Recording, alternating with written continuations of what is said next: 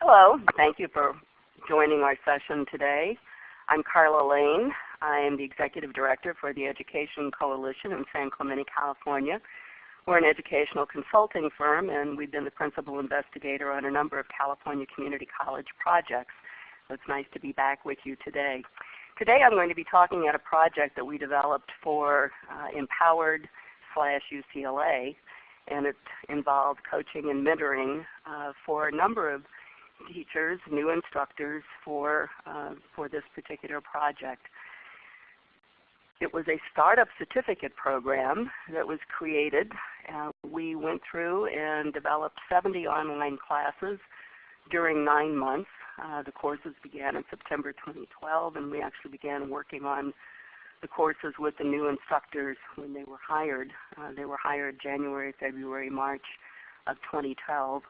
The majority of them, of course, were experts in their field, but they had a lot of other skills that needed to be developed in order to do online work. Many had never taught online. Some had never taught anything, yet they were national experts in their field. So the problems that we uncovered as we began to work on this is that the short training courses were really inadequate to meet the needs of these instructors. They had such a range of needs that we had to develop that short training courses just did not serve the purpose. And as you all know, online has become a very complicated environment. We simply can't cover everything that we need to in a short training class. My usual training class at UCLA that I've been teaching for about 10 years now is a 5-week course. And while we cover quite a bit, we still aren't able to cover everything. So as I said, the SMEs have very different training needs, and many of them dislike training or feel like they shouldn't have to go through training. This is particularly true if people have worked online before, but perhaps haven't actually developed their own courses, or they don't have extensive experience in teaching online. The topics that the instructors had to cover were so varied that we had to have a number of different instructional design needs, and all of those could not be covered in short courses. So we needed to meet the individual needs of the instructors as well as the content that they needed to present. So what we determined was that the traditional training courses were no longer going to meet the needs of these SMEs who needed to produce media-rich courses and courses that needed to create self-directed learners in a facilitated environment. Additional problems included looking at how online courses could be successful.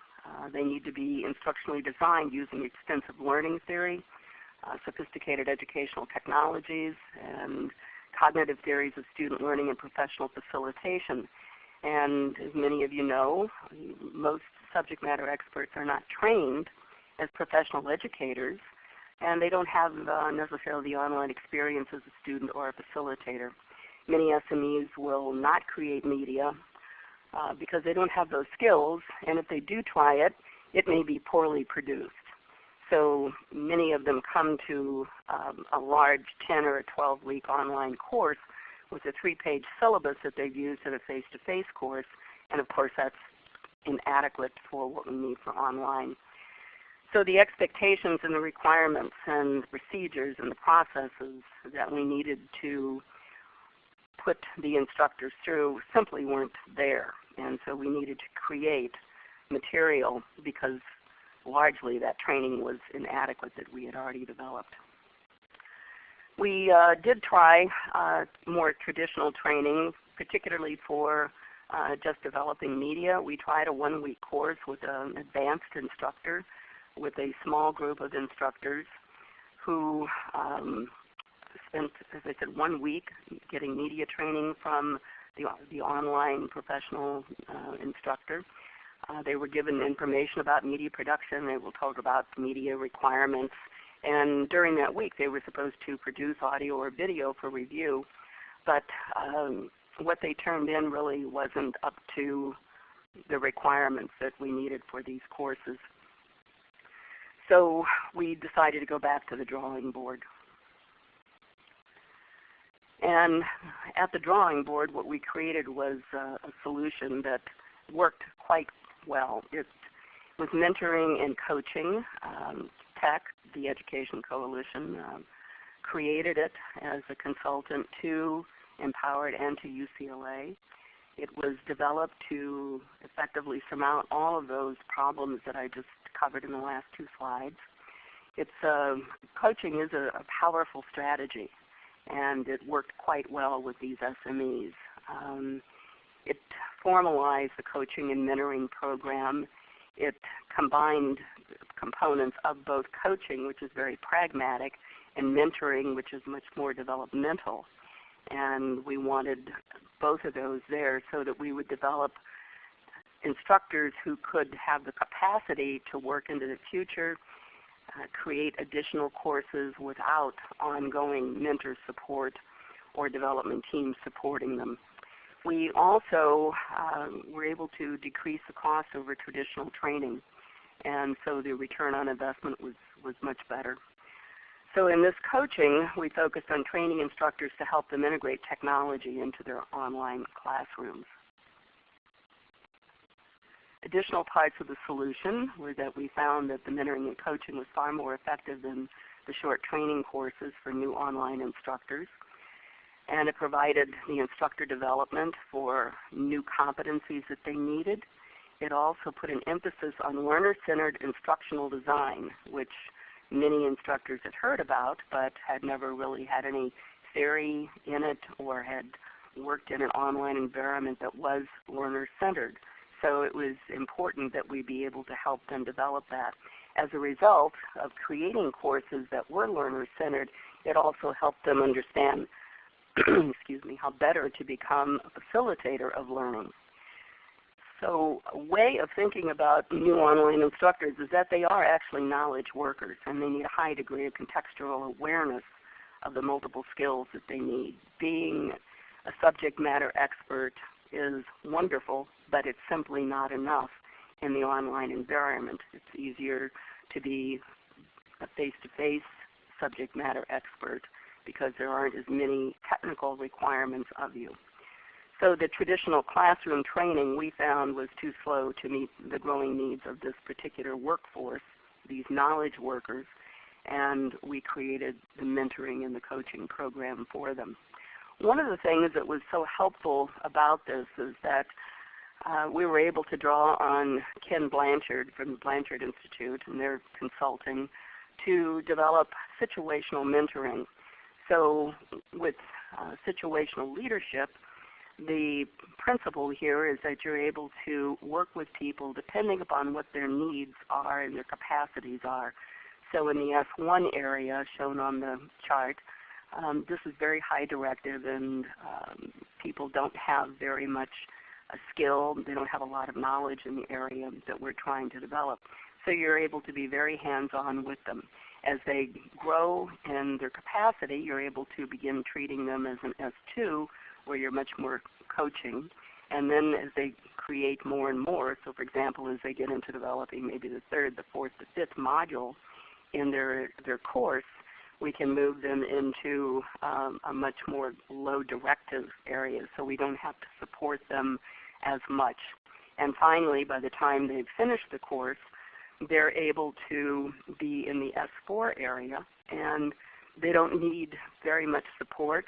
They don't need a lot of direction, and they can largely operate on their own, maybe just coming back and checking, so that might be the approval process. So this is a wonderful way to think about working with people who are your mentees or instructors who are subject matter experts. We don't have to treat everybody exactly the same way, and the Blanchard situational leadership and situational mentoring shows this very, very well. It's been quite successful in many, many instances throughout the world. Corporate America is very happy with it and uses it regularly. So the plan here that we put together, the plan involved one mentor who coaches the new subject matter expert instructors throughout the development of the course. The mentor helps the SME identify appropriate instructional design for the topic, methods, and all the cognitive learning needs that might be there for students. The mentor works with the SME to select existing media and to develop new media that it might be needed for the presentations. It might even be for gaming. Other topics include collaboration and strategies to move the class to a point where the instructor can facilitate. And learning how to facilitate is one of the primary things that we wanted to be able to do in addition to help the instructor develop the course. So the mentor works with the SME, but it's the SME who is producing the course. The mentor is not doing the work, and that's a very important thing to underline. If the mentor starts doing the work, the costs go up exponentially. And so the mentor has to be very careful about the amount of time spent with the person, make sure that you're hand-holding appropriately, but not doing the work or suggesting everything. The mentor can't be that to every one of those students, and many of them don't need as much of that as other people do. So instructors do work at their own pace, and the mentor continues to review the course so that there is ongoing feedback. In many other situations, the instructor might have developed the course, and then somebody reviews it, and at that reviewing point they find that the media isn't well produced, it's amateurish, the content is not well developed, the lectures and other materials have not been well developed. With what we did here, there is ongoing oversight so that the SME doesn't get too far off the track before we're able to say, no, come back, this needs to be revised, or this isn't working. And once the course is produced, for this particular project, it went through alpha testing and it also went through beta testing. And in some cases we had, particularly for the beta testing, we did have people in the courses, and so our instructors were able to learn about facilitation and how it might work. For this project, all of the material was developed to go to a learning management system, and that learning management system ported to an iPad. So students in the courses use their iPad in order to take their courses.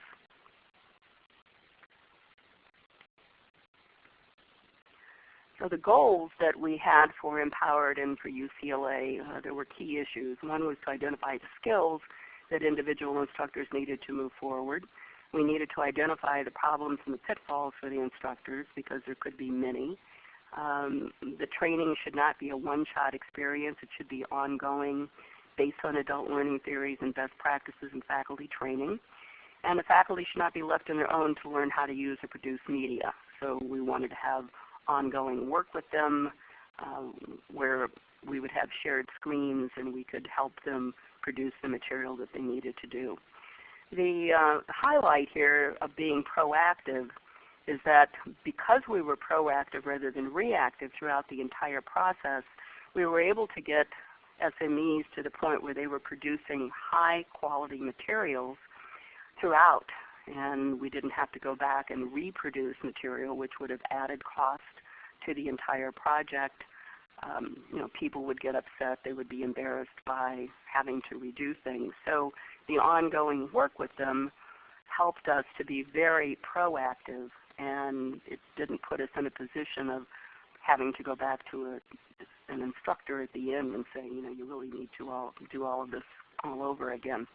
I know I'm teaching to the choir here, but I wanted to go over some of the reasons for using media and the reasons that we wanted it to be so forward in these courses. Sure, it makes a course interesting, but it also meets cognitive styles the text doesn't meet. So all of our courses were based on the idea of creating visual or iconic material, a material to which students could listen, that they could read, and that there were hands-on experiential items that they could use too. So we tried to get as much of those four modes into every course that we possibly could, and we were constantly pointing out ways to help the SMEs do that. One of the reasons for doing this, and we're finding this by following medical research, is that when different content is learned and it's put into the brain, when you try to retrieve the information, the brain fires in different areas. If you only learn the material, say by text, only the, say, left side of your brain is going to fire, and it's much more difficult to retrieve that information. So by providing material in all content in as many modes as possible, you've got a much better chance of having your student retrieve the information and be able to apply it.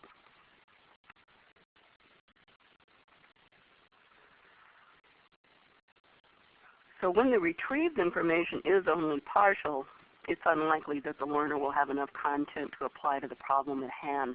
So in adult learning, what we're always trying to do is get the student past that area where they're just regurgitating, the old word for that, but just repeating and giving us back the same information that was found in the books or the resources or the video. We want them to actually be able to apply the content. And by providing it to them in a number of different ways, we have a much better chance of them being able to retrieve that content. So another thing that we wanted to talk about here was that while we know that interaction through discussion questions and assignments and so forth is really important as an aspect of online learning, we talk about interaction so much about it being because it helps us be much more collaborative. But the real reason for doing discussions and continuing to work with material is that it gets the student engaged. And so it may be an intrinsic motivation for the student, but they will continue to work with it. And as they work with it, they are much more likely to become engaged, enthralled, and continue to apply the content. So the application of the content to solve a problem is what we're really trying to do with the discussion. The longer that we can keep people discussing their questions and thinking about the content, the more the brain is manipulating it, the more places it's putting the information, and the more likely it is that they'll be able to retrieve the information when they need to. One of the things that we really looked at hard was what to do with media tools. There are so many types of media tools that are available. First, we put together a very large list of things that the instructors could use to produce their courses, and very quickly we found that that was just too much for them. Too many of our instructors could barely use Camtasia. We needed to use very easy programs for them that they could easily learn. They were not video editors necessarily. They could barely do voiceovers for their PowerPoints. So we looked at a number of different programs, and actually the one that we ended up using largely was a little program called screencast-o-matic.com. And we worked with that company because it was very easy to use. There were very, very short tutorials, a minute to a minute and a half. There were editing capabilities. And while we used, we had access to many types of programs, Skype, Collaborate, Wimba. Many of those were even too complicated, but largely, particularly with Wimba and Collaborate, those programs could not be edited. And so we were looking for something where if somebody did make a mistake, they could be edited. We also suggested to instructors that they produce video that's only 5 to 7 minutes long because we felt that better met the attention span of many of the students in the course. So if an instructor felt that they had a very long lecture that had to be delivered, we would have them break it into parts. And so part 1, part 2, part 3, and that way the student could easily look at those parts. But for the production end of it, for the instructor, if they made a mistake halfway through or 15 minutes into it, and it was of some consequence where they felt that it had to be revised, and so they would have to start over.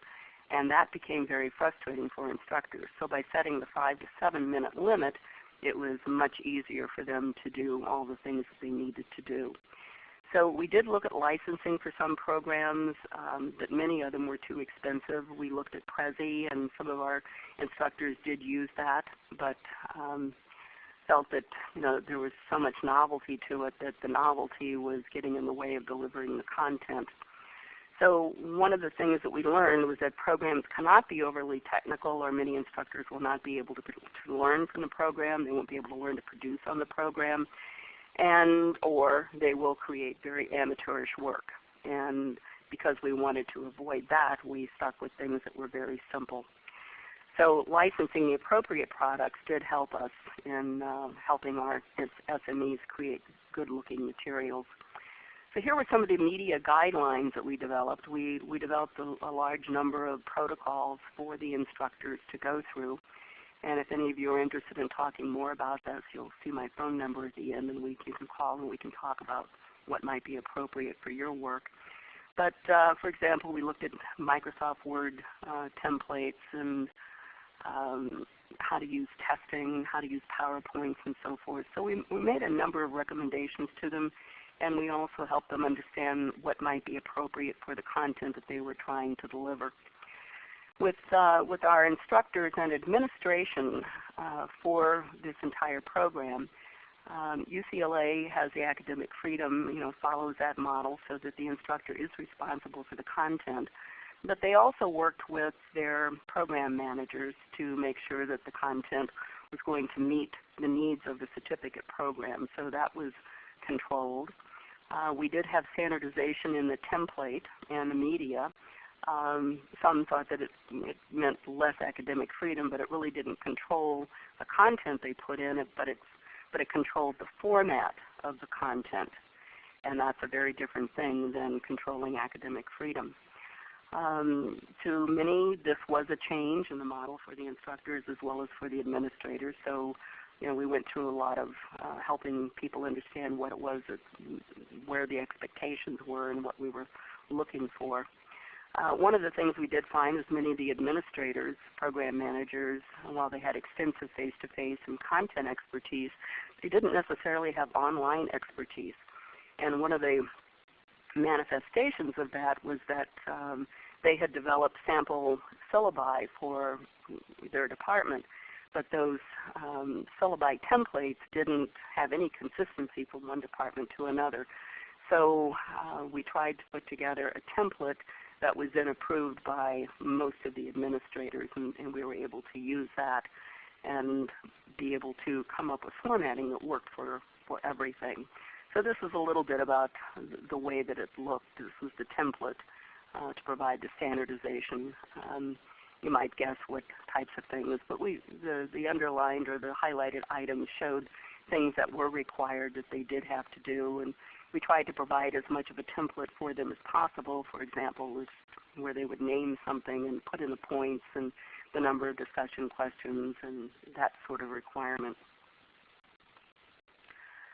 The one thing that we did have to work with the instructors a great deal was that most instructors do see text content as being the mark of a serious academic. Most people teach the way they were taught, and it's pretty easy to do just the text.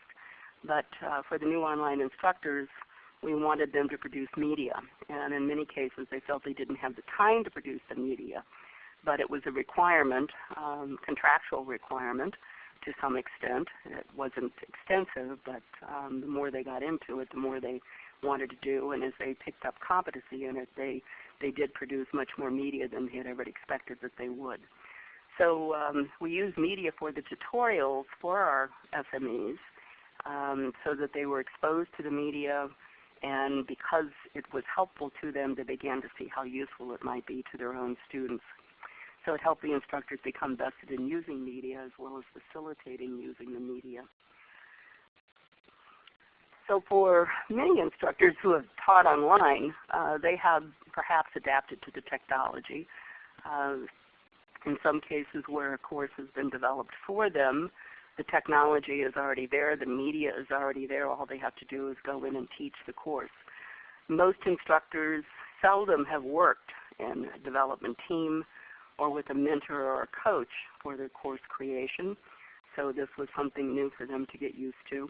And most instructors wanted to use media, but few really had the media skills, so they tried out a number of things, Jing, Camtasia, Skype, Collaborate, and tried to understand where their skills and a particular program would meet so that they didn't have to go into it. For example, we certainly had no one who could have gone in and used Final Cut Pro or any of the advanced editing programs or video production. So with the approvals, TEC, the Education Coalition, we coached all the instructors for all 70 courses. We worked with the program managers, and the program managers also work with their instructors, so that we made sure that the content was appropriate according to the certificate program. And the program managers provided approvals, and there was a copyright group that was put together by UCLA, because as you might imagine, we had extensive copyright clearances. Empowered was a for-profit organization, and UCLA is not. It is a nonprofit.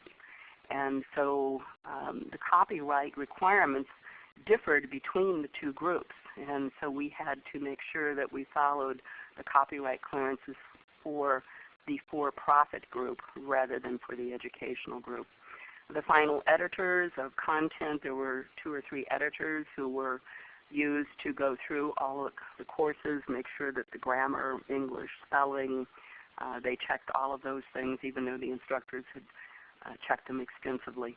And finally, TEC posted the completed courses to the LMS. The LMS that was used was Canvas. And then everything that we did that way, we posted the course simply because there were so many requirements for how to post the course so that it appeared correctly in the iPads that the students would eventually use. So that was part of the approval process. After the instructor produced the course content, we placed it on the server. We let everybody look at it who needed to review it. Each one of the program departments reviewed for quality. The distance learning department also reviewed for quality. And if anything was found that didn't meet the standards, it was returned to the instructor for revision. But I must say there were very few things that had to be kicked back for any revision at all. One of the things that we found really useful, and we put this together very early on, is an instructor portal. It was a resource site, and it included information and tutorials about audio production, video production, lots of resource articles about facilitation, learner-centered materials, how to select an e-book, because what we tried to do is have all of our books be e-books, and that wasn't as big a challenge as you might think. The e-book selection is quite large now. All of the course templates were there. We also provided a number of rubrics so that they could think about how to use rubrics in their courses. We required a discussion rubric, and they could invent other rubrics, and so there were extensive tutorials on that site. The beauty of the site was that we thought carefully about what should be here. It wasn't overloaded and it wasn't underloaded. The idea was that it was very specific to what we wanted our instructors to know in the academic theory we wanted them to follow about distance learning and teaching online and facilitation and learner-centered environments. So we provided articles that helped them understand what they needed to know, and then we referred them to the site. It also became a site where the instructors could talk, but actually they were so busy, very few of them took advantage of that, and so there wasn't much of a learning community that was created initially. However, since they've taught online and worked together now, that learning community has developed. So here was the actual coaching plan. And the way that we went through it, this is more about how we implemented the entire thing.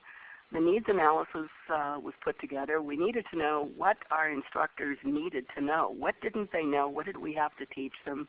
How did we have to coach them through it? What sort of mentoring did they really need? So we did a quick needs analysis, and what we found was that it was all over the landscape. Some new instructors had never taught anything. Some had created courses. Some had taught online for years. Some were experienced instructional designers, but the majority of them had very few of these skills, or if they had the skill, it was minimally developed. The thing that we did next was that we built a brief survey, and during our first meeting with the instructor, we just went through it and asked them about their work in that area to see where they were, and it helped them understand that there was a lot that they didn't know without being embarrassing, and pointing a finger and saying, you don't know this, you definitely need to learn how to do this. So it helped create a need for the coaching and a welcoming attitude about it because they felt supported. They felt that somebody would be there to help them along with it. And so when we told them that they needed to create media, but we would be there to support them and help them throughout it, it began to build some excitement for their course correction. And that was really good because they welcomed part of it. So here's, for example, was one of the questions. What media tools are you currently using to create courses, and what is your comfort level in using each tool? So there would be one line where they would mark, well, I do this or this or this, but the comfort level was the important part of it. So where everybody might use PowerPoints, we wanted to know how good they thought they were with it, on a scale of 1 to 4, where 4 was high. And we went down the line with Jing, Snag, Camtasia, on all the other types of projects. So this was one of the ways that we found out what they needed to know and how we could support them best. As I said earlier, we collected a number of tutorials and links, and we put those on the instructors portal. So we told the instructors about that and directed them to that so that they understood that there would be additional support and major pieces of information that they could look at. We built other tutorials based on the needs analysis. So for example, if we found out that we needed to do additional work with Screencast-O-Matic or Prezi or Camtasia, we could build those tutorials or point to the tutorials on the company site. We provided examples of media that was relevant to course content because so often people don't understand what you're saying when you say produce a 5 to 7 minute video and it's a voiceover. They don't understand what that really means or what it looks like, so we provided samples for them of what did it sound like, what did it look like, what did the slides look like, and that helped them. It gave them the samples that they needed, and it showed the expectations for the level of production that they would be doing. And we provided a lot of information about how people learn from media and a lot of content about cognitive styles. There is an awful lot of media out there about learning styles, cognitive styles, ways of learning, but most instructors who are not, who don't have a background in education or an educational degree, those are merely talking points for them, and so they do need to have a lot more information. I think too often as instructional designers we assume that people know exactly what we're talking about when we say adult learning theory or cognitive styles.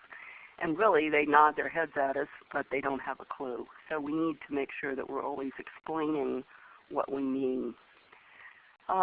So the next part of it was after we worked with people and kind of determined what they needed to know, and maybe they experimented some with the production materials that they were going to be using, and they started collecting materials.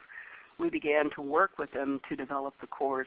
We identified additional media, helped them select the tool, helped them learn how to use it, and we discussed the media plans with them. So we went through what we thought would be useful for them. They made suggestions, we made suggestions, and we came up with a plan for how the course would work.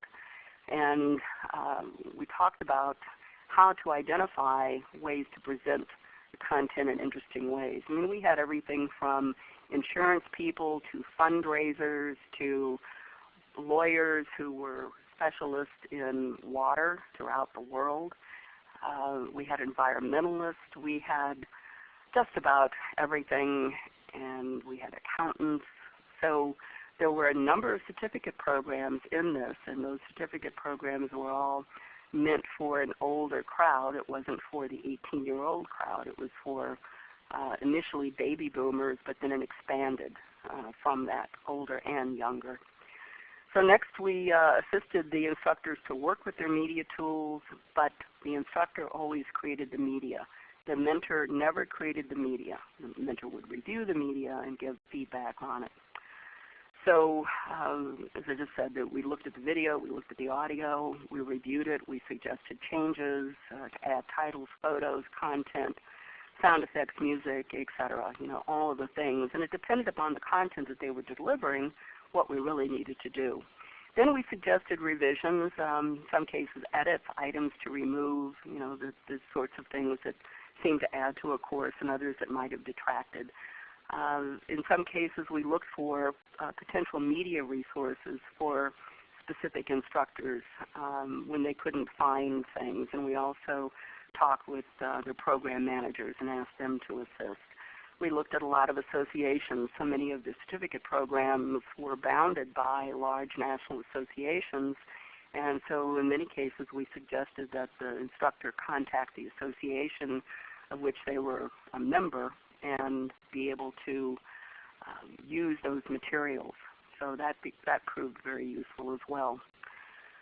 We offered additional support in helping them look at the level of discussion. So many instructors come to discussion questions and sort of think it's an option, and of course it's not. And so to help them think about how to use discussions, why discussions help people continue to manipulate material and think about it and advance their thinking about how to apply the content and solve problems.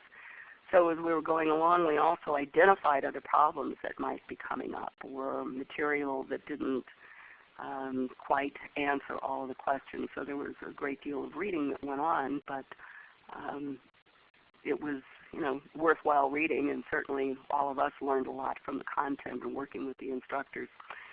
Finally, the instructors could request even additional one-on-one support that gave them much more information about personal focused attention on aspects of facilitation and other things that they felt that they needed that they had never really thought about a great deal. And so we did provide that additional information when they wanted it. The coaching and the critique of the material was important. As I said earlier, we worked with them throughout, and so they didn't get very far ahead of us before we were looking at and reviewing material. And I think that that's really a key to the program in coaching and mentoring, is that you don't want them to create the whole thing by themselves and the mentor or the coach is absent from the process. That mentor-coach has to be there all the time. And it's a few minutes here and there, and it doesn't take a tremendous amount of time. We average 2 to 3 hours per person, so that is not extensive, and that included all of the reviews that we did with their material. After the coach suggested revisions, the instructor would follow and make those changes and then submit it again. So that was the process. It was an iterative process, and it wasn't just a one-time thing, and the instructors knew that they would work with it until the coach felt that it was right. So as I said, the time commitment by the coach per instructor was estimated at about 2 to 3 hours average per course. Some people needed more, some less. I spent maybe 5, 6 hours with some people, and others I spent maybe a half an hour. It just depended upon what they needed. So the Education Coalition, TEC, acted as a liaison between Empowered and UCLA in managing this entire part of the project for the instructor course we developed. And we reported to UCLA and to Empowered, and sometimes that was interesting and sometimes it worked really well. So the implementation part of it was collecting media examples and tutorials. We set up the course on the LMS to port to an iPad. We set up the instructor portal so that there were plenty of materials there. For each instructor, we identified a training schedule and what they needed for their course. Initially, we would send an email of introduction and scope of the work and the type of support that the instructor would get, and we sent that. It was a very lengthy email to them, but it explained everything. Shortly after they got that, usually within the next day, I would call them and do a follow-up call to discuss it and explain it, and that usually took about a half an hour. We would answer all of their questions, all of the things that they needed to know about their expectations for the course. And we took really good notes on that and kept a database on what the instructors said, their level of work, their scheduling, problems that they anticipated, obstacles they thought they would have, their level of work, how often they had taught before, other teaching experience, seminar experience, and so forth. So we had a very good profile on each instructor and kept that. And working with 70 instructors and then having to report to both UCLA and Empowered about an individual instructor, that became a way for us to follow it. So every time material came in and we reviewed it, we made notes on that, sent it back to the instructor, but we kept that in the database as well because we had ongoing reporting responsibilities to the two organizations to help them understand where instructors were. And so periodically we did have an instructor who sort of fell off the grid, and we would contact them, see where they were, what the problem was. And in fact, a few instructors were replaced by UCLA because of non-performance, but it was a very minuscule group.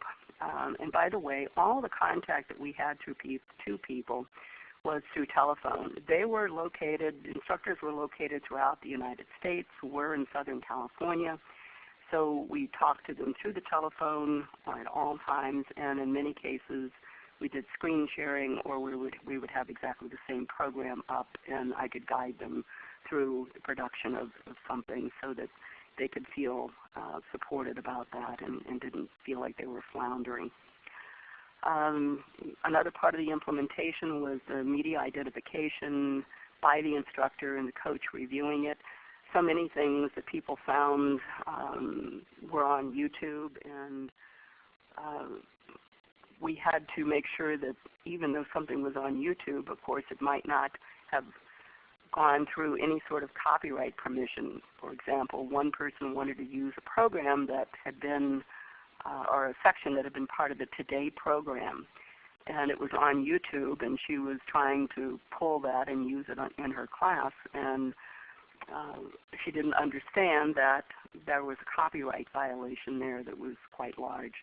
And so we discussed copyright extensively with teachers because most people truly do not understand copyright law, and they think that all educators can use anything that they want to. Of course they can't. And so we had to ensure that we weren't letting them pull materials that eventually would be knocked out because we couldn't get permission, or permission would never be granted by the original production agency. So the syllabus was also created by the instructor based on the templates, and we made them stick to the template because of the way that the material had to be put into Canvas and then imported into iPad. The templates were a major requirement, so that the formatting was consistent throughout all of the courses. And drawing to a close here now, but these are some of the advantages. The plan is proactive and not reactive, so we're constantly telling instructors you did a good job, and we're not having to come back and say too many times that something is just not meeting the requirements.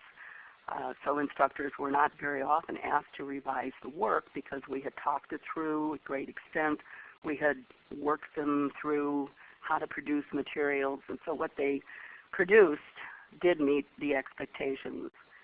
The level of the course in the media production was raised to a much higher level than had been previously experienced with the 1-week class.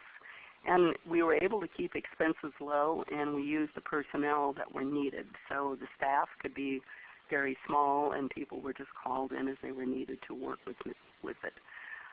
The additional advantages, this is not an ongoing expense. It's a one-time cost, and if you're building and thinking about instructor development and how important it is, this is almost like an inoculation. You give them a lot of the information that they need. You help them develop the skills that they need.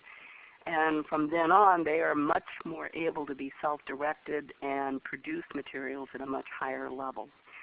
I think that the instructors really like the one-on-one level of support and the help in developing new skills. You know, many people still stay in contact with me, and that's always a good indicator that you know, we supported them and they liked what happened.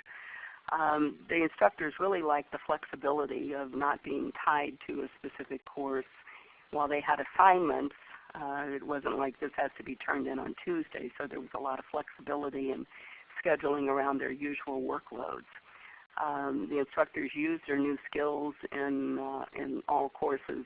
Some of them developed 2 and 3 courses. So the first time through, it was you know, pretty intense. The second time through, they were much more able to do everything that they needed to, and there was very little support that was needed. And by the time they developed the 3rd course, there was no support needed for them at all.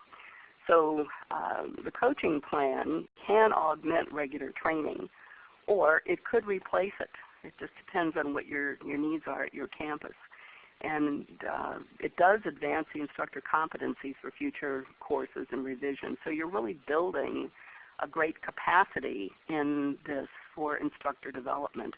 And as we move more and more to online, that's going to be very important. We need really efficient and effective ways to train people to teach online. And otherwise, as you know, it turns into a kind of a train wreck. So the disadvantages, and there aren't too many of them, the instructor is may dislike having to learn new skills. There were several people who flat didn't want to learn it, but in order to be contractually responsible, they did have to, and they did make their best effort to work through those things, and I must say they did produce what they needed to produce. The instructors have to set aside the time to learn some of these skills. It's not just enough to have their own subject matter expertise. They have to learn other things in order to be a much more complete online instructor facilitator in development of their own courses. The perception may be by some that this would be a much more expensive process than regular instructor training. It can be if time is not controlled and enough information is not provided in other ways. But if you monitor the time, I assure you that these costs are easily controlled and that you can support these people the way they need to be supported.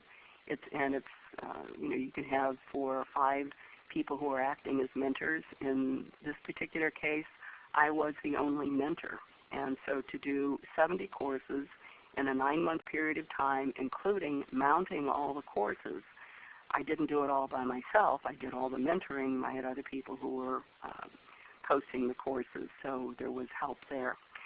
And the biggest temptation, I think, for the mentor is to do the work for the instructor. And so the mentor has to be very careful about that. So the major advantage of a coaching plan is that you do build capacity in your instructors for now and the future.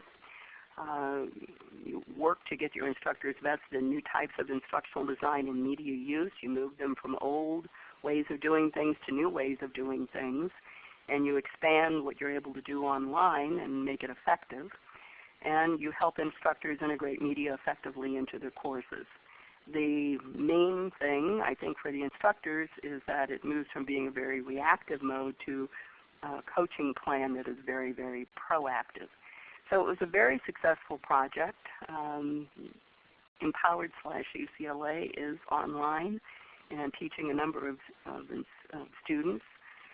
So if you would like to talk about this additionally, I'd be happy to work with you, talk with you. My number is 949-369-3867, and it's carlalane@aol.com.